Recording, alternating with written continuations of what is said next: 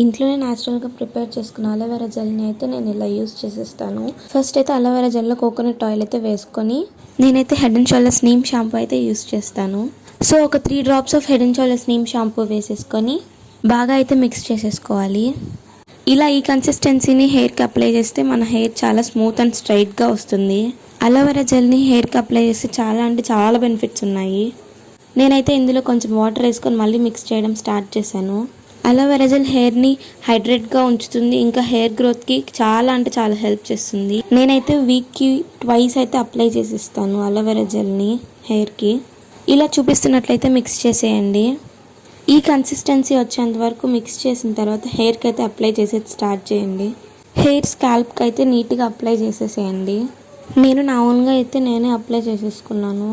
మొత్తం హెయిర్కి అప్లై చేసేసుకున్నాక టై చేసేసుకొని ఒక 30 minutes వరకు అలానే స్టే చేయండి. ఆఫ్టర్ 30 minutes నేనైతే సాటిన్ క్లాత్ని హెయిర్కి అయితే చుట్టుకున్నాను. హెడ్ టవల్స్ ఇంకా పిల్లో కవర్స్లో సాటిన్ క్లాత్ని యూస్ చేస్తే చాలా బెనిఫిట్స్ ఉంటాయి.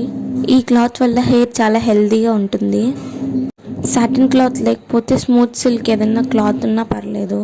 ఇలా హెయిర్కి అయితే అలోవెరా జెల్ అప్లై చేసేసుకుంటే నాకైతే చాలా డిఫరెన్స్ అయితే వచ్చింది. మీరు కానీ ట్రై చేసేసేయండి. ఇలాంటి మరిన్ని వీడియోస్ కోసం మన పేజ్ని అయితే సబ్స్క్రైబ్ చేసేసుకోండి.